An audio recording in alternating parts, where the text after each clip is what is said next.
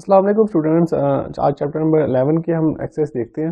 पहले 11.1 को डिस्कस कर रहे हैं, दैन इसकी रिव्यू एक्सरसाइज को देखेंगे। तो पहली बात जो आपने इस चैप्टर में पढ़ना है वो है पैरेललोग्राम। और पैरेललोग्राम की डेफिनेशन अगर आप देखें, are quadrilateral in which opposite sides are parallel and opposite angles are congruent. तो ये आप डेफिनेशन बुक से भी देख सकते हैं, सिंपल डेफिनेशन है।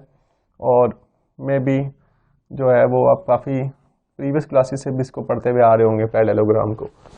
अब मैंने इसमें सिंपल आपको जो चीज़ें बतानी हैं पैरेललोग्राम में, वो ये बताना है कि हम इन क्वेश्चंस को सॉल्व करने के लिए कौन से इसमें ऐसे रूल्स हैं जो आपने समझने हैं, और उसी से आपकी रिव्यू एक्सरसाइज भी सॉल्व हो जाएगी। तो यहाँ पे मैं वो ज़रा रूल्स लिखने लगा हूँ। पहला रूल या पहली आप इसमें प्रॉपर्टी देख लें पैरेललोग्राम की, कि इनकी जो आमने सामने वाली साइडें होती हैं A B and D C, ये हमेशा कॉन्ग्रुएंट होंगी। A B congruent to D C, similarly A D congruent होगा बी सी के। कोई भी पैरेललोग्राम आप बनाएं, ये वाली साइड इसके कॉन्ग्रुएंट होगी और ये वाली साइड इसके कॉन्ग्रुएंट होती है। सेकंड, इनके जो आमने सामने वाले एंगल्स होंगे वो हमेशा कॉन्ग्रुएंट होंगे। मतलब एंगल ए ये कॉन्ग्रुएंट होगा एंगल सी के, एंड एंगल बी ये कॉन्ग्रुएंट होगा एंगल डी के, एंगल डी के। थर्ड केस है जो कि बहुत ही इंपॉर्टेंट केस है, और मेजॉरिटी क्वेश्चंस में हमने इसको यूज़ करना है, कि हमने बात की कि आमने सामने वाले एंगल्स तो कॉन्ग्रुएंट है, तो जो एंगल साथ साथ बन रहे हैं उनमें आपस में क्या रिलेशन हो सकता है।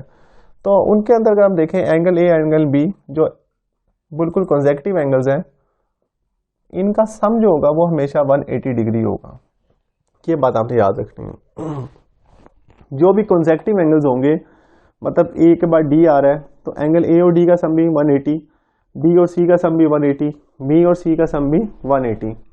तो ये तीसरा जो रूल है ये बहुत ही इंपॉर्टेंट रूल है जो आपके क्वेश्चन में यूज़ करेंगे। नेक्स्ट फोर्थ में अगर हम देखें कि अगर आपके पास कोई भी पैरेललोग्राम हो, ये एमसीक्यूज के लिए बड़ा इंपॉर्टेंट है, कि आपके पास अगर आप इसके डायगोनल्स को बनाएं, आपस में ए और सी को ज्वाइन करें एंड बी और डी को ज्वाइन करें, तो डायगोनल्स हमेशा बाइसेक्ट करेंगे। मतलब अगर टोटल लेंथ 4 है तो 2 सेंटीमीटर ऊपर 2 इधर, अगर ए से सी 6 है तो 3 सेंटीमीटर इधर और 3 सेंटीमीटर इधर। तो डायगोनल्स जो होंगे वो हमेशा बाइसेक्ट करते हैं। इसका क्वेश्चन तो कोई नहीं है, लेकिन एमसीक्यूज के लिए बहुत इंपॉर्टेंट चीज़ है ये, bisect each other. Half half में इसको कट करवाता है। तो इन चार जो मैंने यहाँ पे इसकी प्रॉपर्टीज बताई हैं पैरेललोग्राम की, उनसे अब इन क्वेश्चंस को सॉल्व करने की कोशिश करते हैं। पहला क्वेश्चन 11.1 का, one angle of parallelogram is 130 degree. अब एक एंगल उसने आपको दे दिया 130 डिग्री, और ये तो आपको सबको आइडिया होगा कि इसमें टोटल 4 हमारे पास एंगल हैं, 4 एंगल्स हैं टोटल। तो मैं कोई एक डायग्राम बना लूँ पैरेललोग्राम में, तो आप यहाँ से देख सकते हैं कि एक एंगल आप कोई भी ले लें 130 डिग्री। अब ऑब्वियसली वो 90 से बड़ा एंगल है तो मैं यहाँ पे बना देता हूँ उसको, क्योंकि 90 से छोटा है तो डायग्राम भी आपको सही लगेगी। अब ये एंगल मेरे पास 130 मैंने सपोज कर लिया है, तो बाकी 3 एंगल अब मैंने क्या करने हैं, फाइंड करने हैं, जो उसने मुझसे कहा फाइंड रिमेनिंग एंगल्स। तो ऑब्वियसली आपको ये तो पता ही है कि एंगल बी जो है वो कॉन्ग्रुएंट है एंगल डी के, आमने सामने बराबर होते हैं, तो एंगल डी की वैल्यू तो आपको वैसे ही मिल जाएगी 130 डिग्री। अब बाकी 2 एंगल्स में अगर आप ये वाला एंगल निकाल लें, इसको मैं एक्स कह देता हूँ, तो ऑटोमेटिकली सी भी वही होगा जो ए की वैल्यू होगी। तो अब मैंने आपको रूल बताया है कि जो 7 और 7 जो दोनों कॉन्जेक्टिव या एक साथ एंगल बन रहे हैं एक ही लाइन के ऊपर, तो उनका सम हमेशा क्या होता है, angle A plus angle B का सम कितना होगा, 180 डिग्री होगा। तो यहाँ पे लिख देंगे एक्स प्लस, या बल्कि आप एंगल ए लिख दें जो हमने फाइंड करना है, और एंगल बी की जगह पे 130 degree is equal to 180 degree. तो इसके बाद आपके पास 130 जाके माइनस कर देंगे, तो 180 माइनस 130 आंसर आ जाएगा 50 डिग्री। और अगर एंगल ए 50 डिग्री है तो ऑब्वियसली एंगल सी भी कितना होगा, वो भी आपके पास 50 डिग्री के इक्वली होगा। तो इस तरह आपके पास अगर एक एंगल दिया हुआ हो तो बाकी रिमेनिंग एंगल्स आप इजीली फाइंड कर सकते हैं।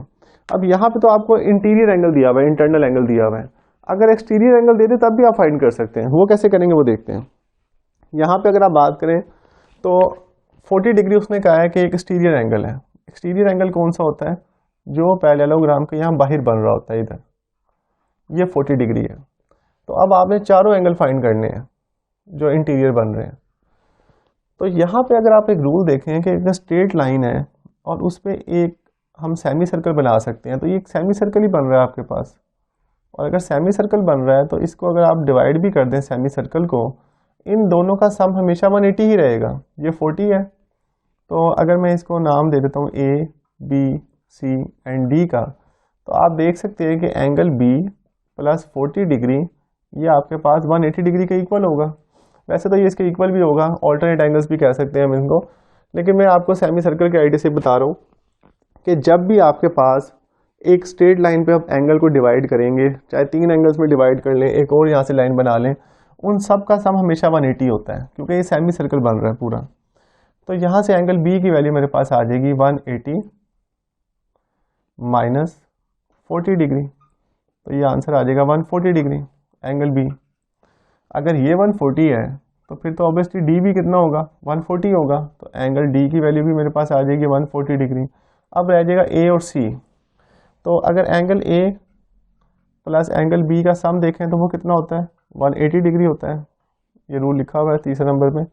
तो यहाँ से एंगल ए की वैल्यू भी आ जाएगी 140, 180 के इक्वल हो गया। इसकी वैल्यू पुट की हो जाएगी, माइनस कर देंगे, तो एंगल ए बराबर आ जाएगा 180 डिग्री माइनस 140 डिग्री, तो ये 40 डिग्री आएगा। और अगर एंगल ए 40 डिग्री है तो ऑब्वियसली आपके पास जो बाकी एंगल मिलेंगे हमारे पास, जो इसके ऑपोजिट एंगल बन रहा है एंगल ए के, वो भी कितना होगा? 40 डिग्री होगा। मतलब एंगल ए के ऑपोजिट एंगल सी बन रहा है, तो एंगल सी की वैल्यू भी कितनी होगी? 40 डिग्री होगी। अदरवाइज आप इसको ऑल्टरनेट एंगल से भी कंसीडर कर सकते हैं कि जो एक्सटीरियर एंगल होता है वो इसके जो इधर वाला एंगल बनेगा सी वाला, वो इंटीरियर के ऑल्टरनेट एंगल बनता है और वो हमेशा इक्वल होता है। इसको आप दो पैरेलल लाइंस ड्रॉ करके डिस्कस कर सकते हैं। नेक्स्ट हम क्वेश्चन नंबर 3 पे मूव करते हैं, सॉरी रिव्यू एक्सरसाइज शुरू करते हैं इसके बाद। Okay student, next question number 2 पे अगर आप ऑब्जर्व करें, उसमें एक पैरेललोग्राम गिवन है और एक डायगोनल उसने बना दी है, और उस डायगोनल में उसने 4 एंगल्स को रिप्रेजेंट किया है। तो यहाँ पे आपको सिंपल एक मैं डेफिनेशन बता देता हूँ कि अगर 2 लाइंस पैरेलल हों और एक लाइन उनको कट करे, जिसे ट्रांसवर्सल लाइन बोलते हैं, तो जो एंगल यहाँ बनता है वो इस वाले एंगल के हमेशा इक्वल होता है। इनको बोलते हैं ऑल्टरनेट एंगल्स। तो ये पैरेललोग्राम के अंदर अगर आप एक डायगोनल ड्रॉ करेंगे तो हमेशा 1 वाला एंगल 3 के कोरिस्पोंडिंग कॉन्ग्रुएंट होगा और 2 वाला 4 के कॉन्ग्रुएंट होगा। मतलब ये इसके और ये वाला इसके कॉन्ग्रुएंट होता है। तो ए बी जो है, पहली बात तो साइड की बात हो रही है, तो ए बी तो आपको मैंने पहले बता चुका हूँ, पहले डेफिनेशन जो रूल लिखा हुआ है कि ए बी जो है वो डी सी के क्या होगा? कॉन्ग्रुएंट होगा। नेक्स्ट अगर आप देखें एंगल 1, तो एंगल 1 किसके कॉन्ग्रुएंट होगा? एंगल 3 के। सिमिलरली बी सी जो है वो ए डी के कॉन्ग्रुएंट है, तो कॉन्ग्रुएंट का साइन आ जाएगा सिर्फ। और उसके बाद जो आपके पास एंगल 2 है वो किसके कॉन्ग्रुएंट होगा? 4 के, ऑल्टरनेट एंगल्स। ये आप कोई भी 2 पैरेलल लाइन ड्रॉ करके ज्योमेट्रिकली भी प्रूव कर सकते हैं। आप डी से इसको मैयर करके देख लें तो हमेशा जो एंगल्स हैं वो ऑल्टरनेट एंगल्स हमेशा बराबर होंगे। तो ये इतना इंपॉर्टेंट क्वेश्चन भी नहीं है। अब नेक्स्ट क्वेश्चन में अगर आप देखें, आपने एम एन एक्स और वाई की वैल्यू फाइंड करनी है। तो अब आप सबसे पहले देखें, सिर्फ एक वैल्यू आपको 75 दी हुई है। अगर ये 75 है तो ऑटोमेटिकली जो इसके सामने वाला एंगल बन रहा है वो भी कितना होगा? 75 डिग्री होगा। तो एन की वैल्यू कितनी आ जाएगी? 75 डिग्री। नेक्स्ट अगर आप देखें, एक्स की डिग्री की आपने वैल्यू फाइंड करनी है और एम की वैल्यू फाइंड करनी है। तो यहाँ पे अगर आप देखें, इन दोनों का सम हमेशा 180 होता है। तो X degree plus 75 degree is equal to 180 degree.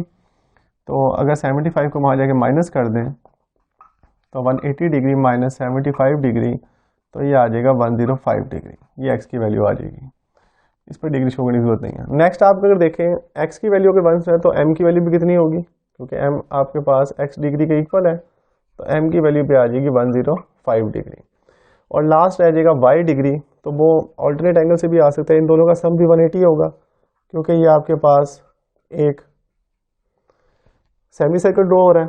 तो यहाँ से अगर आप एक्स की वैल्यू पुट करें 105 degree plus Y degree is equal to 180 degree, तो 105 वहाँ जाके माइनस हो जाएगा, 180 माइनस 105, तो वो आ जाएगा 75 डिग्री। तो इस तरह आप वाई की वैल्यू को भी एवेल्यूएट कर सकते हैं।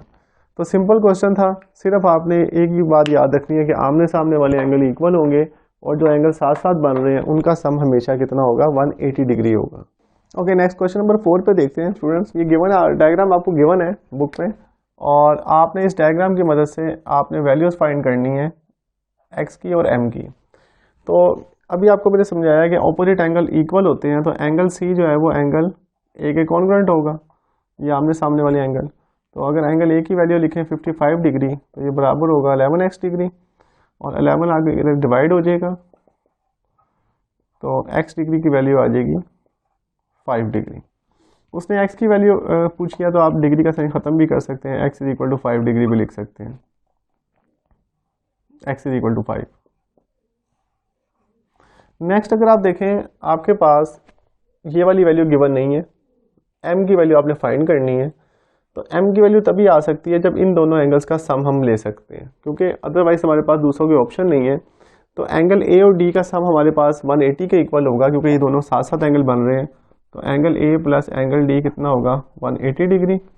एंगल a की वैल्यू है 55 डिग्री और d की वैल्यू है 5m + 10 degree is equal to 180 degree. Rule number 3। तो 55 को देकर माइनस कर दें, तो 5m + 10 इसकी वैल्यू आ जाएगी 180 डिग्री माइनस 55 डिग्री। तो यहाँ से आपके पास आ जाएगा 125 डिग्री, 5m + 10 होल डिग्री में। इसके बाद आप देख सकते हैं कि आपको डिग्रीज के अंदर अगर वैल्यू इक्वल है तो आप इनको इंटरनल वैल्यूज़ को भी कंपेयर कर सकते हैं। तो इंटरनल वैल्यू जो आपके पास है वो है 5m + 10, तो ये बराबर होगा 125 के। 10 को जाके माइनस कर दें तो 5m की वैल्यू आ जाएगी 125 माइनस 10, तो ये आ जाएगा 115। और 115 है, अब 5 इससे मल्टीप्लाई हो रहा है, तो ऑब्वियसली वहाँ जाके ये क्या हो जाएगा, डिवाइड हो जाएगा। तो m की वैल्यू आपके पास आ जाएगी, अगर आप इसको 5 पे डिवाइड करेंगे, m = 1115/5, तो m की वैल्यू आ जाएगी 23, और यही आपको फाइंड करनी थी। तो m = आपके पास होगा 23। और मोस्ट इंपॉर्टेंट क्वेश्चन है ये भी, question number 4। Next question number 5 पे मूव करते हैं। Okay student, next question number 5 में आपको एक डायग्राम गिवन है जिसमें उसने ऑपोजिट एंगल 55 डिग्री दिए हुए हैं, लेकिन इसमें इन एंगल्स का कोई काम नहीं है। ये क्वेश्चन नंबर 6 में यूज़ होगा बेसिकली एंगल्स। हमने सिर्फ यहाँ पे m और n की वैल्यू फाइंड करनी है, m और n की। तो इस एंगल्स का हमारा कोई कंसर्न नहीं है। तो आप ये देख सकते हैं कि आमने सामने वाली साइडें क्योंकि इक्वल होती हैं, तो 8m - 4n किसके इक्वल होगा, 8 के। और अगर आप इस वाली साइड्स को कंपेयर करें तो 4m + n ये इक्वल होगा 10 के। अब बेसिकली ये दो इक्वेशंस बन गई हैं, और दो इक्वेशंस में दो वेरिएबल आ रहे हैं m और n। तो आपने इन दो इक्वेशंस को सॉल्व करना है साइमल्टेनियसली। उसका बहुत से मेथड हैं, आप n की वैल्यू निकाल के यहाँ पुट कर सकते हैं, अदरवाइज आप कोफिशिएंट को भी सेम कर सकते हैं। यहाँ पे 8m है, तो इसको 4m को मैं 8 बना सकता हूँ 2 से मल्टीप्लाई करके। तो मैं दोनों साइडों पे 2 से जब मल्टीप्लाई करूँगा तो ये मेरे पास आ जाएगा 8m + 2n = 20। तो अगर मैं इसको 1 का नाम दे देता हूँ और इसको मैं नाम दे देता हूँ 3 का, और ये इक्वेशन नंबर 2 थी, तो आप 1 और 3 को अब सॉल्व कर सकते हैं। 8m - 4n = 8, 8m + 2n = 20। इन दोनों को हम क्या करेंगे, ऐड कर सकते हैं या सब्ट्रैक्ट कर सकते हैं। अब यहाँ कैसे पता लगेगा कि हमें ऐड या सब्ट्रैक्ट करना है, तो उसके लिए आप देखें इनके साइन सेम है। अगर सेम साइन होते हैं तो सब्ट्रैक्ट करते हैं ताकि साइन चेंज हो जाए और ये वैल्यू कैंसिल आउट हो जाए। तो इन दो इक्वेशंस को हमने क्या किया, सब्ट्रैक्ट किया। सब्ट्रैक्टिंग इक्वेशन 1 और 2, 1 और 3। तो 1 और 3 को अगर हम सब्ट्रैक्ट करेंगे तो आपके पास ये वाली कैंसिल हो जाएगी, -6n, और 20 में से 8 माइनस किया -12, तो n आ जाएगा -12/-6, n = 2। जब n की वैल्यू आपको मिल जाएगी तो आप इस वैल्यू को आप इक्वेशन 1 या 2 जिस मर्जी में पुट कर सकते हैं। तो मैं इस वैल्यू को n को इक्वेशन नंबर 2 में पुट करता हूँ, पुट इन इक्वेशन नंबर 2। जब इक्वेशन 2 में पुट करेंगे इसको, तो 4m + n किसके इक्वल था, 10 के। n की वैल्यू 2 है, वो यहाँ पे 2 पुट कर देंगे, 2 जाके उधर माइनस हो जाएगा, 10 माइनस 2 8, देन 4 इधर के डिवाइड हो जाएगा, तो 8/4 आपके पास आंसर आ जाएगा 2। और यही आपका फाइनल आंसर है m का। तो m और n की वैल्यू आपने इसमें फाइंड करनी थी। ओके स्टूडेंट, लास्ट क्वेश्चन है चैप्टर नंबर 11 का, क्वेश्चन नंबर 6। इसमें से मेंशन किया हुआ है क्वेश्चन नंबर 5 का, लेकिन आपको पेपर में अगर डायग्राम ना भी आए तब भी आप इसको सॉल्व कर सकते हैं। फॉर एग्जांपल उसने सिर्फ ये कहा हुआ है कि ऑपोजिट एंगल्स का सम 110 है। तो ऑपोजिट एंगल का सम अगर 110 है तो आप ए बी सी और डी इनका सम 110 भी शो कर सकेंगे। ये एंगल बड़ा नज़र आ रहा है आपको, 190 से बड़ा है, तो आप इन दोनों का सम 110 शो कर सकते हैं। और हमें ये पता है कि एंगल ए और एंगल सी आपस में क्या है, कॉन्ग्रुएंट है, आमने सामने कॉन्ग्रुएंट होते हैं। अगर इनका सम 110 है और ये आपस में बराबर भी हैं तो ऑब्वियसली ये 55 और 55 ही हो सकते हैं। अदरवाइज आप 110 को 2 पर डिवाइड करें तो 55 ही आंसर आएगा। तो अगर दो एंगल आमने सामने बन रहे हैं, क्योंकि उसने ऑपोजिट का वर्ड यूज़ किया है, और वो आपको उसका सम भी दे दिया 110, तो 110 अगर सम है और वो आमने सामने बन रहे हैं तो ऑब्वियसली वो हाफ हाफ होंगे, क्योंकि इक्वल तो होना है उन्होंने। तो अगर ये दो एंगल आपको पता लग गए हैं, ए और C, angle A 55 degree, angle C भी 55 डिग्री है, तो बाकी क्या रह जाएगा, बी और डी। तो आप इनमें से एक फाइंड कर लें, दूसरा ऑटोमेटिकली उसके इक्वल ही होगा। तो angle A plus angle B का सम कितना हमने पढ़ा है, 180 होता है। यहाँ पे आप इसकी वैल्यू पुट कर दें 55 डिग्री, देन एंगल बी 180, तो इधर आके माइनस हो जाएगा, एंगल बी आ जाएगा 180 डिग्री माइनस 55 डिग्री, तो ये आ जाएगा 125 डिग्री। और अगर एंगल बी 125 है तो then angle D automatically 125 degree होगा, because the opposite angles in a parallelogram are congruent. तो ये आपका चैप्टर नंबर 11 था, और उम्मीद करूँगा कि ये अगर आपको इसकी प्रॉपर्टीज़ याद हो जाती हैं तो फिर आपको इसको सॉल्व करने का कोई इशू नहीं होगा। Thank you so much.